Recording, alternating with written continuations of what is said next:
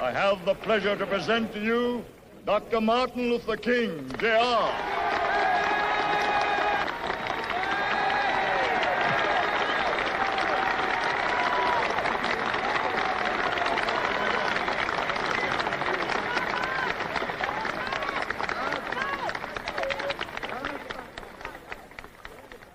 I am happy to join with you today in what will go down in history as the greatest demonstration for freedom in the history of our nation.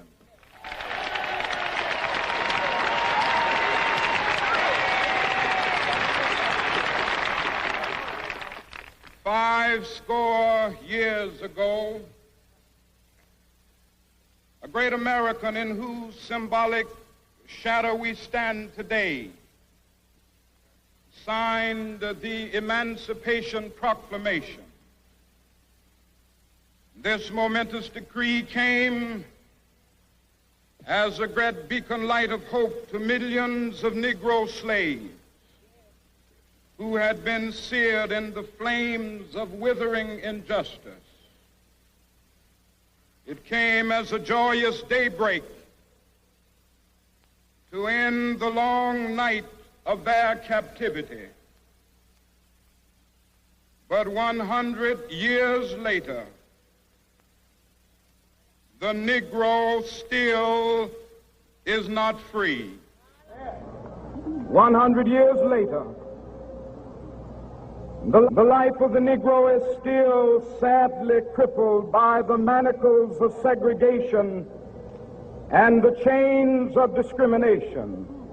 100 years later, the Negro lives on a lonely island of poverty in the midst of a vast ocean of material prosperity. 100 years later, the Negro is still languished in the corners of American society and finds himself in exile in his own land. And so we've come here today to dramatize a shameful condition. In a sense, we've come to our nation's capital to cash a check.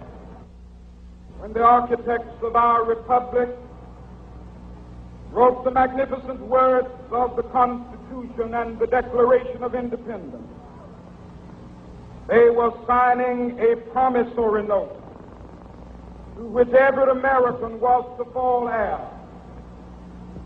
This note was a promise that all men, yes, black men as well as white men, would be guaranteed the unalienable rights of life, liberty, and the pursuit of happiness.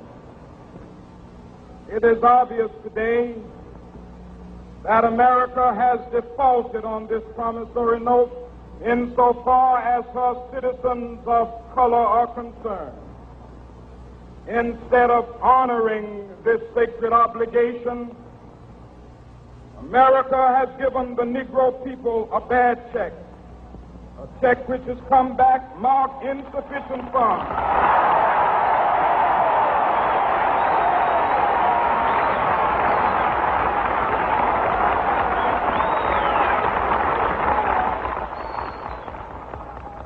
But we refuse to believe that the Bank of Justice is bankrupt.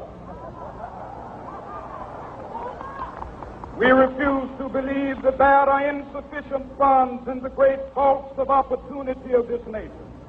So we've come to cash this check, a check that will give us upon demand the riches of freedom and the security of justice.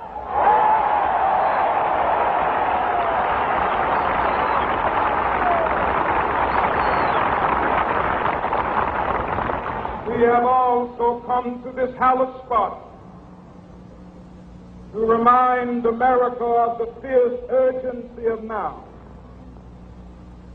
This is no time to engage in the luxury of cooling off or to take the tranquilizing drug of gradualism.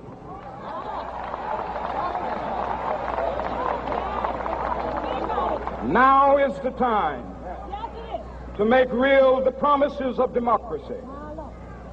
Now is the time to rise from the dark and desolate valley of segregation to the sunlit path of racial justice. Now is the time to lift our nation from the quicksands of racial injustice to the solid rock of brotherhood. Now is the time to make justice a reality for all of God's children. It would be fatal for the nation to overlook the urgency of the moment. This sweltering summit of the Negro's legitimate discontent will not pass until that is an invigorating autumn of freedom and equality. 1963 is not an end, but a beginning.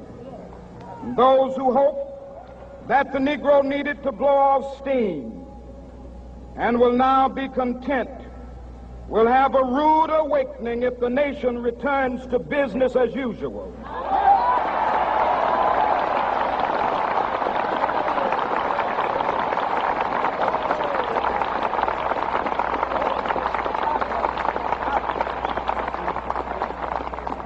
There will be neither rest nor tranquility in America until the Negro is granted his citizenship rights.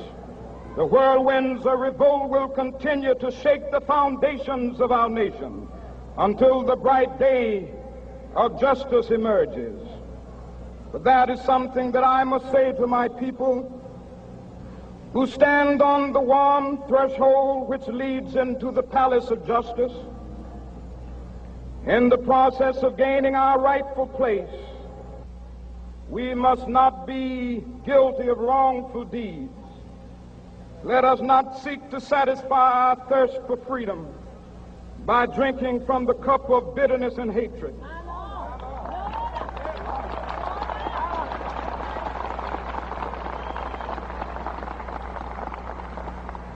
We must forever conduct our struggle on the high plane of dignity and discipline.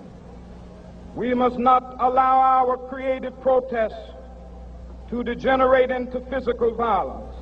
Again and again, we must rise to the majestic heights of meeting physical force with soul force. The marvelous new militancy which has engulfed the Negro community must not lead us to a distrust of all white people.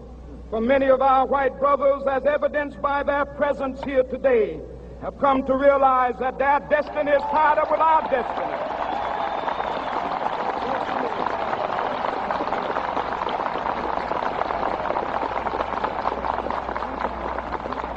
And they have come to realize that their freedom is inextricably bound to our freedom. We cannot walk alone. And as we walk, we must make the pledge that we shall always march ahead. We cannot turn back. There are those who are asking the devotees of civil rights, when will you be satisfied?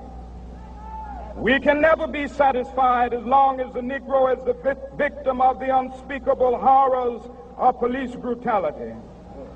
We can never be satisfied as long as our body is heavy with the fatigue of travel, cannot gain lodging in the motels of the highways and the hotels of the cities.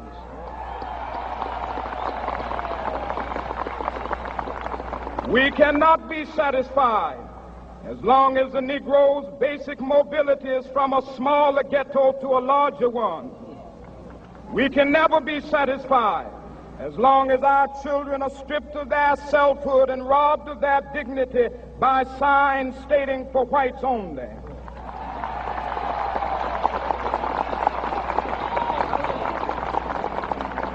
We cannot be satisfied as long as a Negro in Mississippi cannot vote and a Negro in New York believes he has nothing for which to vote.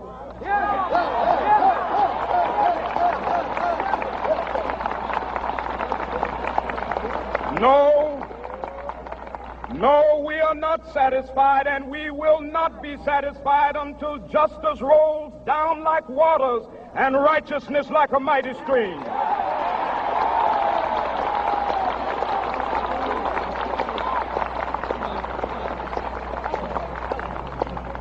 I am not unmindful that some of you have come here out of great trials and tribulations.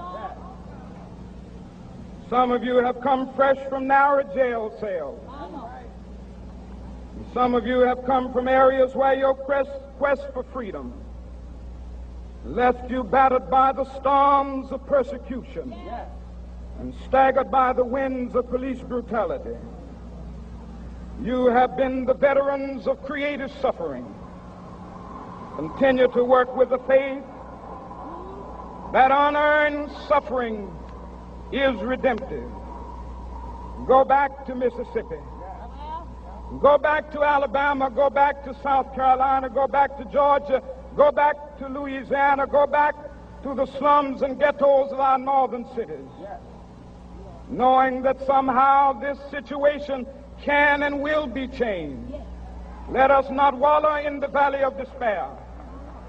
I say to you today, my friend,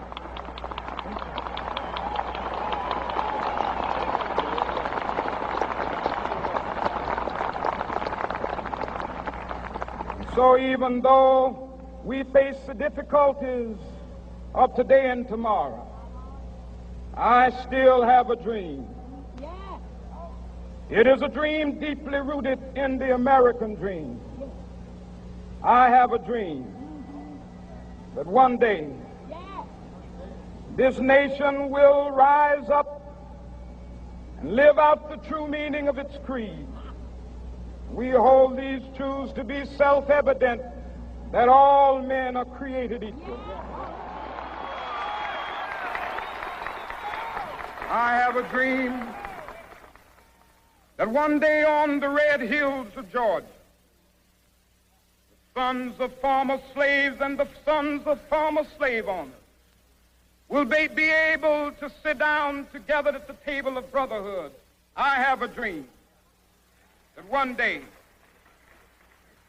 even the state of Mississippi, a state sweltering with the heat of injustice, sweltering with the heat of oppression, will be transformed into an oasis of freedom and justice. I have a dream that my 4 little children will one day live in a nation where they will not be judged by the color of their skin, but by the content of their character. I have a dream today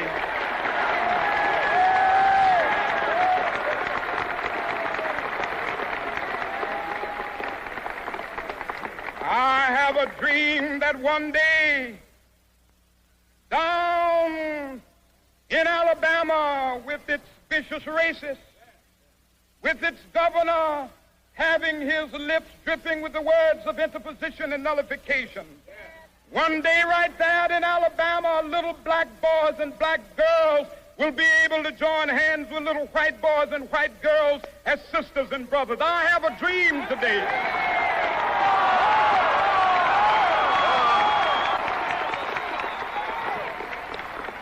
I have a dream that one day every valley shall be exalted.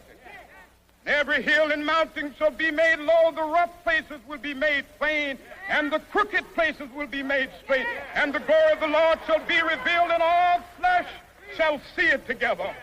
This is our hope. This is the faith that I go back to the South with.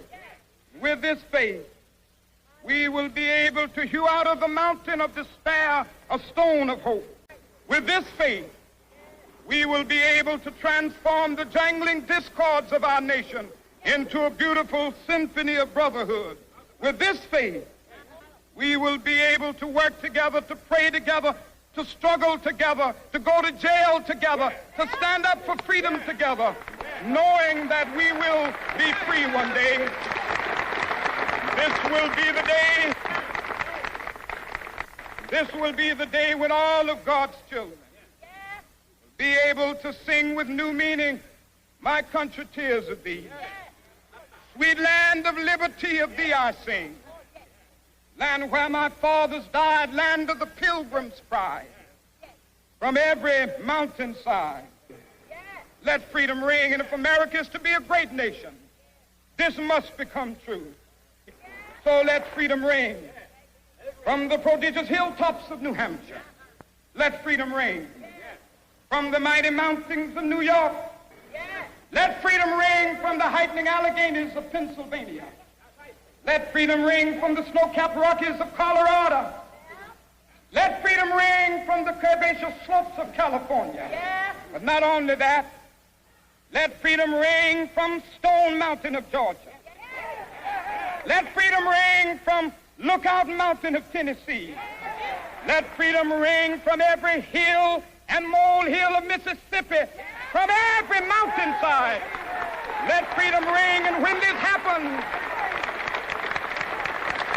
when we allow freedom to ring, when we let it ring from every village and every hamlet, from every state and every city, we will be able to speed up that day when all of God's children, black men and white men, Jews and Gentiles, Protestants and Catholics, will be able to join hands and sing in the words of the old Negro spiritual, free at last, free at last. Thank God Almighty, we are free at last.